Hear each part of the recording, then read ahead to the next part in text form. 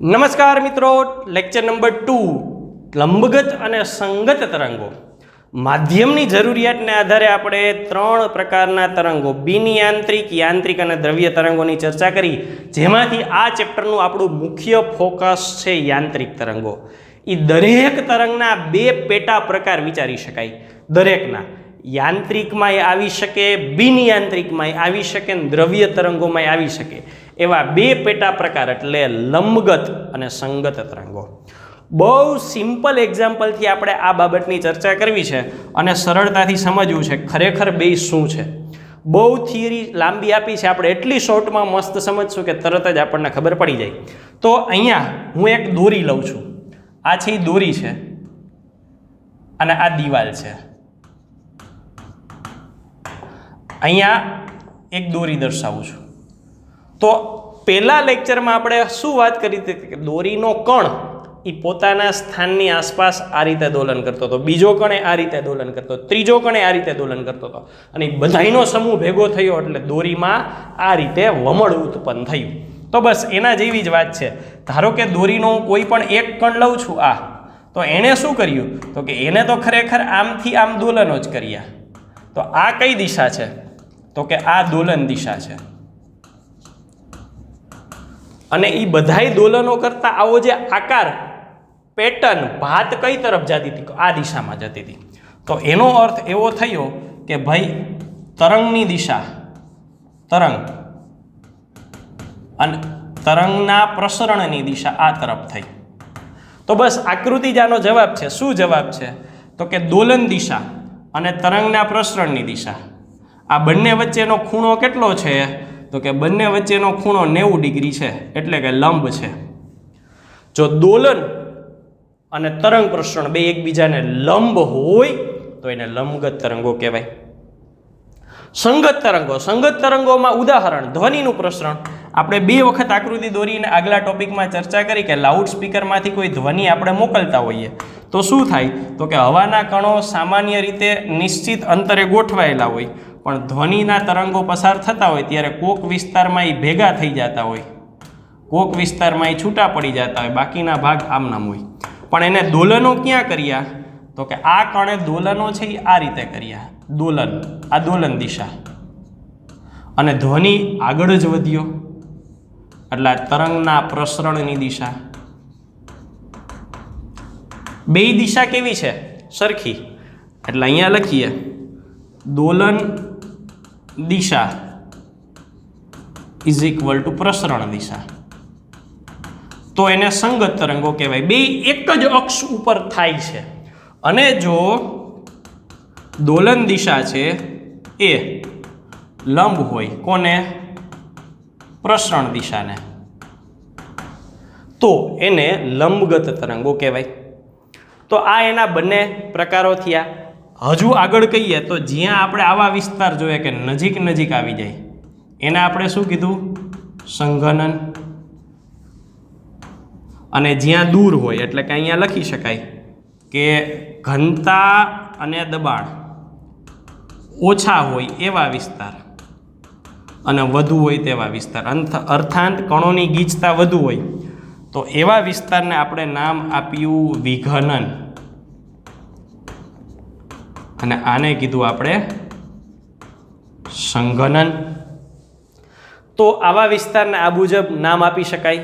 એ જ રીતે અહીંયા જો આ તરંગને હું દોરું તો આને કેવી રીતે દર્શાવી શકાય તો કે દર્શાવી આ રીતે શકાય.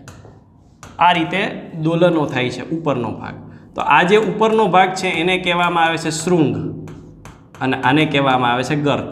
શૃંગ એટલે ઉપર ટોચ શિખા, ગર્ત એટલે ખાડો નીચેની. ઉપરનો વિસ્તાર શૃંગ, નીચેનો વિસ્તાર ગર્ત. આમાં જ્યાં ભેગા થાય ત્યાં સંઘનન, જ્યાં છૂટા પડે ત્યાં વિઘનન. ગીચતા ઓછી હોય, દબાણ ઓછું હોય, ઘનતા ઓછી હોય, ગીચતા દબાણ વધુ હોય અથવા ઘનતા વધુ હોય તો એને કહેવાય સંઘનન. તો આ સામાન્ય ઉદાહરણ દ્વારા આપણે બંને પ્રકારોની વાત કરી. આગળ બીજા ગુણધર્મો જોઈએ. જ્યારે લંબગત તરંગો દોરીમાંથી પસાર થાય છે ત્યારે શું થાય તો કે જ્યારે દોરીમાંથી તરંગો પસાર નથી થતા ત્યારે તરંગ દોરીની સામાન્ય સ્થિતિ, અને જ્યારે દોરીમાંથી પસાર થાય છે ત્યારે શું થાય છે તો કે દોરીનો એક ભાગ આ રીતે હોય છે. તો આ બંનેના આકાર 1 ઇઝ નોટ ઇક્વલ ટુ આકાર 2. આ સામાન્ય સ્થિતિ છે, બરાબર. અને આ તરંગ પસાર થાય છે અત્યારે, એટલે આ તરંગ રહિત અને તરંગ સહિત. કહેવાનો અર્થ શું છે? તો કે અહીંયા આના દ્વારા આપણો કહેવાનો અર્થ એ છે કે જ્યારે કોઈ પણ માધ્યમમાંથી તરંગ પસાર થાય છે અને લંબગત તરંગ છે, તો એનો અર્થ એવો થયો કે આકાર બદલે, અને આકાર બદલે તો આકાર વિકૃતિ આવે. એ તો આપણે ચેપ્ટર નંબર 9માં જ ભણી ગયા ને, આકારનો ફેરફાર એટલે આકાર વિકૃતિ. આકાર વિકૃતિ અને આકાર પ્રતિબળ આ બંને આવી શકે. અને આકાર કોને હોય? તો કે ઘન પદાર્થને જોઈ, પ્રવાહી અને વાયુ એટલે કે તરલને ન હોય.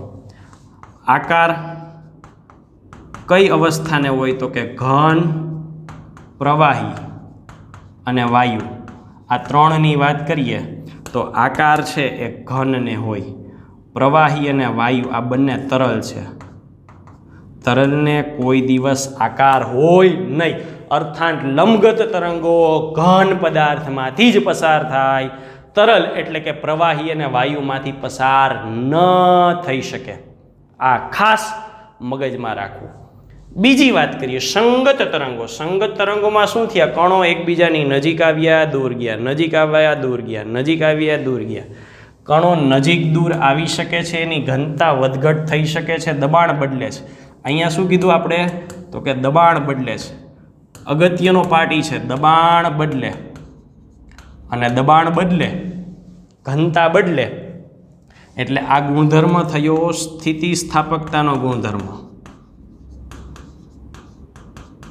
અને સ્થિતિસ્થાપકતાનો ગુણધર્મ હોય એટલે ત્યાં આપણે અહીંયા દબાણ અને ઘનતાનો બદલાવ એ બંનેને ધ્યાનમાં લઈએ તો આપણે અહીંયા એના પરથી કહી શકીએ કે આપણે કદ પ્રતિબળ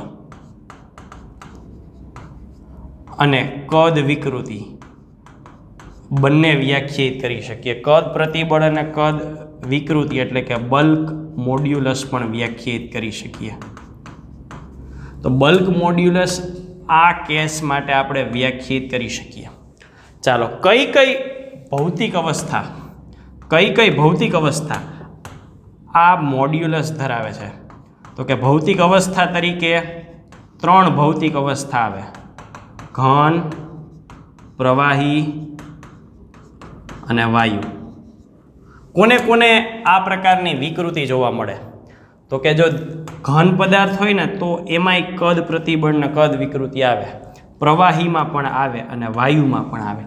એનો અર્થ સંગત તરંગો ઘન પદાર્થમાંથી પસાર થઈ શકે, પ્રવાહીમાંથી પસાર થઈ શકે અને વાયુમાંથી પણ પસાર થઈ શકે. કારણ કે ઘન પદાર્થને કદ હોય, પ્રવાહીને કદ હોય ને વાયુને કદ હોય. 9મા ચેપ્ટરમાં આપણે ઘન પદાર્થના ગુણધર્મોની વાત કરતા હતા તો એ કદ વિકૃતિ વ્યાખ્યાયિત કરી હતી, અર્થાત ઘન પદાર્થનું કદ બદલાઈ શકે છે. 10મા ચેપ્ટરમાં તરલ પ્રવાહીની વાત કરી, 11મા ચેપ્ટરથી 13મા ચેપ્ટર સુધી વાયુની વાત કરી, અને આ દરેકમાં વાયુના કદ બદલાતા હતા. અર્થાત વાયુ, તરલ એટલે કે પ્રવાહી અને વાયુ અને ઘન બધામાં કદ પ્રતિબળ કદ વિકૃતિ આવી શકે, બલ્ક મોડ્યુલસ વ્યાખ્યાયિત કરી શકાય. અર્થાત ઘન, પ્રવાહી અને વાયુ ત્રણેયમાંથી સંગત તરંગો પસાર થાય. તો એક શોર્ટલી ટેબલ આપણે બનાવી અને એ નક્કી કરી આ વાત ઉપરથી. આ જ વાતને હું સરળ સ્વરૂપમાં ફેરવું કે કોનામાંથી આપણે કયા તરંગો લેવાના. તો લંબગત તરંગો માત્ર ઘનમાંથી પસાર થાય, જ્યારે સંગત, ઘન, પ્રવાહી અને વાયુ બધામાંથી પસાર થઈ શકે. આ એના કારણો છે. તો ચાલો હવે આપણે આ બંને પ્રકારના ટેબલો જોઈએ. બે એક જ વાત છે પણ અલગ અલગ સ્વરૂપે રજૂઆત છે. આ માત્ર લંબગતનું નથી, આ માત્ર સંગતનું નથી, આ કોમન છે. લંબગત તરંગો કોનામાંથી પસાર થાય? તો કે લંબગત તરંગો ઘનમાંથી પસાર થાય. સંગત ઘન, પ્રવાહી અને વાયુ બંનેમાંથી પસાર, ત્રણેયમાંથી પસાર થાય. લંબગત તરંગો ઘનમાંથી પસાર થાય, સંગત તરંગો ઘન, પ્રવાહી અને વાયુ ત્રણેયમાંથી પસાર થઈ શકે. એટલે બાકીના પાર્ટ ઉપર આપણે મૂકી દઈએ ચોકડી. આ ચોકડી આ રીતે મૂકવાનો હેતુ શું છે? બે રીતે આપણે વાત કરી શકીએ. તરંગ પ્રમાણે તો વાત કરી, હવે જો બીજી રીતે લઈએ, ઘનમાંથી બે પસાર થાય, પ્રવાહીમાંથી માત્ર સંગત જ પસાર થાય, વાયુમાંથી માત્ર સંગત જ પસાર થાય, લંબગત ઘનમાંથી પસાર થઈ શકે, સંગત ઘન, પ્રવાહી અને વાયુ ત્રણેય પ્રકારના માધ્યમમાંથી પસાર થઈ શકે. જો આપણે આગળના ટોપિકમાં જ કીધું હતું કે આપણે અહીં બિન યાંત્રિક તરંગો કે યાંત્રિક તરંગો અને દ્રવ્ય તરંગો આ ત્રણમાંથી આપણું ફોકસ યાંત્રિક તરંગો છે અથવા માધ્યમ છે. એટલે આપણે ધીમે ધીમે એ પોઈન્ટ ઉપર આવી રહ્યા છીએ કે ઘન માધ્યમ હોય તો શું, પ્રવાહી માધ્યમ હોય તો શું અને વાયુ માધ્યમ હોય તો શું. તો અહીંયા આપણે લંબગત અને સંગત તરંગો એની ચર્ચા અહીંયા પૂર્ણ કરીએ છીએ. પણ એક વાત ખાસ ધ્યાનમાં રાખવા જેવી છે કે અહીંયા આપણે ઉદાહરણો યાંત્રિક તરંગોના લીધા. ઇટ ડઝન્ટ મીન કે યાંત્રિક તરંગો જ લંબગત કે સંગત હોય. ફરીથી હું ક્લિયર કરવા માંગુ છું કે બિનયાંત્રિક એ લંબગત કે સંગત હોઈ શકે, યાંત્રિક પણ લંબગત કે સંગત હોઈ શકે, દ્રવ્ય તરંગો પણ લંબગત કે સંગત હોઈ શકે. એટલે આ દરેકના બે પેટા પ્રકારની વાત છે. તો અહીંયા આપણે પૂર્ણ કરીએ છીએ. Thank you.